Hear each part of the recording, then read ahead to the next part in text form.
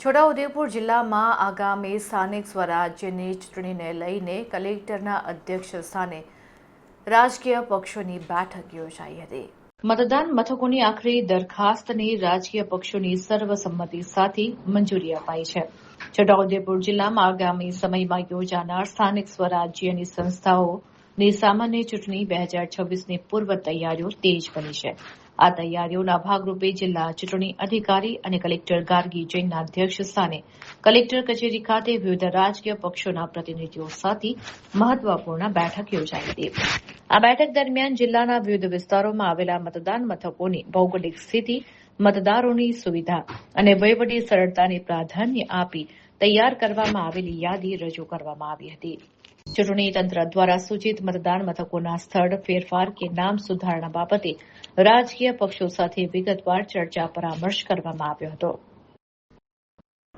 રાજકીય પક્ષોના પ્રતિનિધિઓ દ્વારા આપવામાં આવેલા સૂચનો અને રજૂઆતોને વહીવટીતંત્ર દ્વારા ગ્રાહ્ય રાખવામાં આવ્યા હતા। પક્ષોની સહમતિ બાદ જિલ્લાના આખરી મતદાન મથકોની દરખાસ્તને અધ્યક્ષ દ્વારા મંજૂરી આપવામાં આવી હતી।